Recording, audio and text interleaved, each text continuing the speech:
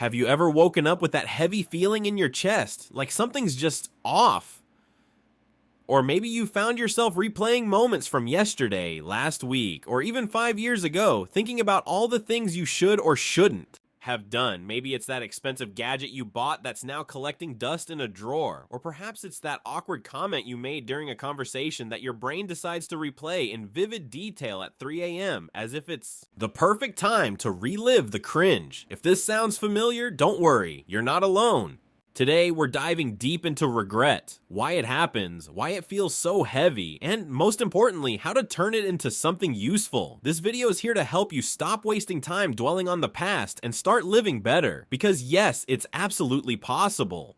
First, let's break down what's going on in your brain when you find yourself obsessing over things you wish you'd done differently. The truth is, our brains are wired to focus on the negative. There's a term for this: negativity bias. Think about it. You could have had an amazing day, crushing goals, getting compliments, feeling unstoppable, but one tiny slip up, like forgetting someone's name in a meeting or tripping on the sidewalk, is enough to make your brain completely ignore all the good stuff and zoom in on that one awkward moment. It feels unfair, right? But it's part of how we evolved as humans.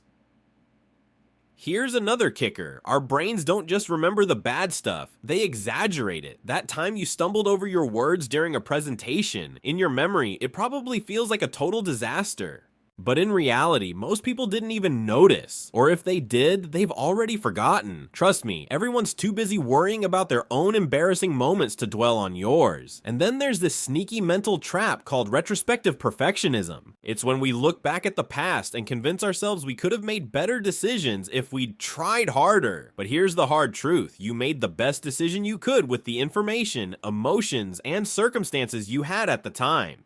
There's no all-knowing version of you that existed back then, so stop beating yourself up for decisions that made sense in the moment. Let me give you an example. Imagine you're scrolling through social media and see someone who seems to have it all together, the perfect job, the perfect relationship, the perfect life. You might start thinking, why didn't I work harder? Why didn't I take that opportunity? But here's the thing, you only see the highlight reel of their life, not the struggles they faced along the way. Comparing your behind the scenes to someone else's highlight reel is a recipe for regret, and it's completely unfair to yourself. Let's be brutally honest here. Obsessing over what could have been doesn't change a single thing. The past is unchangeable. No matter how much you regret it, you can't go back in time and fix it. The only thing you're accomplishing by dwelling on the past is wasting precious energy that could be used to create something positive in the present.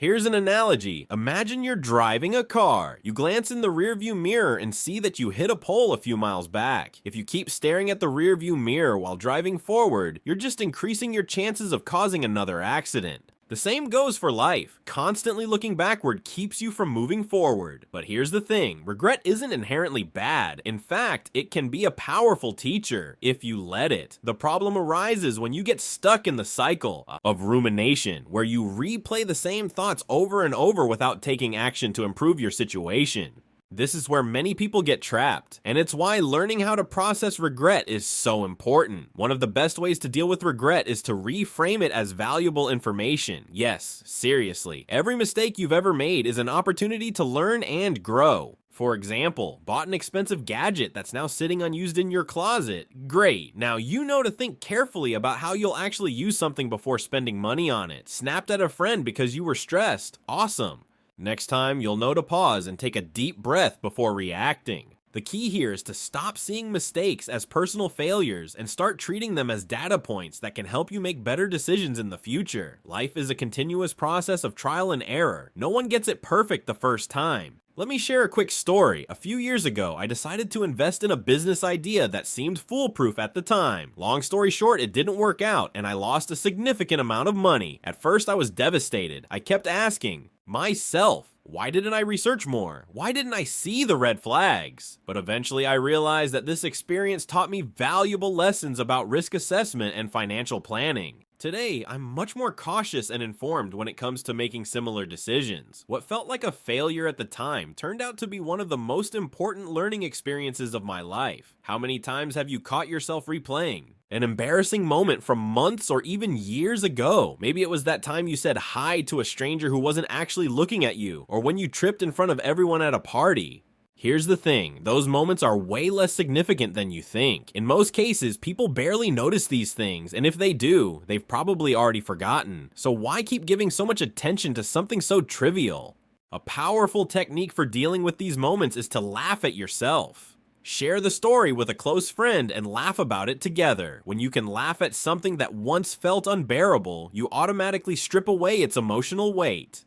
Remember, these small slip-ups don't define who you are. I'll never forget the time I accidentally introduced myself to someone at a networking event, only to realize halfway through the conversation that we'd already met before. I wanted to crawl into a hole and disappear. But later, when I told a friend about it, we both laughed so hard that it completely changed how I felt about the situation. Instead of being embarrassed, I started seeing it as a funny story I could share with others. This might be the hardest lesson, but also the most freeing. The past cannot be changed. No matter how much you wish you could, you can't erase that text you sent in the heat of the moment or go back in time to study harder for that big exam. Instead of wasting energy trying to rewrite history, focus on what you can control right now.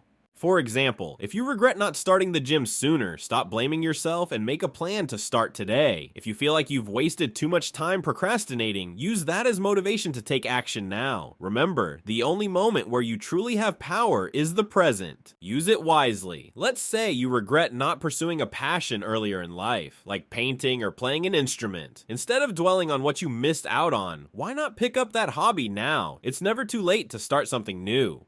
Some of the happiest people I know discovered their passions later in life and found immense joy in doing so.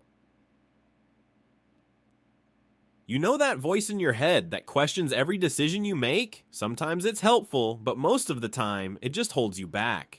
Happy people tend to be those who make decisions quickly, accept the outcomes, and move on. Of course, this doesn't mean acting without thinking, but it also doesn't mean analyzing every choice to death. Sometimes, being a little less critical of yourself can work wonders for your mental health. Try adopting the mindset of doing the best with what I know now, and watch how your life improves. Here's a tip. Next time you catch yourself overthinking a decision, set a timer for 5 minutes. Use that time to weigh your options, and then commit to whatever choice feels right in the moment. This simple trick can save you hours of unnecessary stress and help you build confidence in your decision-making abilities. Want to know a secret? Maybe the key to happiness is simply thinking less. Not in the sense of ignoring important problems, but in the sense of letting go of the obsession with perfection. The happiest people aren't those who never make mistakes. They're the ones who make mistakes, learn from them, and move on without looking back. So the next time you feel that weight of regret creeping in, remind yourself you're in control. You can choose to keep dwelling on the past, or you can channel that energy into creating something new and positive. We've reached the end of this video, but I hope it's given you practical tools to deal with regret in a healthy way. Remember, turn your mistakes into lessons. Let go of cringy moments. Accept that the past is unchangeable. Stop overanalyzing everything, and most importantly, start living in the present. If this video helped you, give it a thumbs up and share it with someone who needs to hear these words. And if you want more content like this, subscribe to the channel and hit the notification bell. Together we can learn to live better without being held back by the past. Until next time.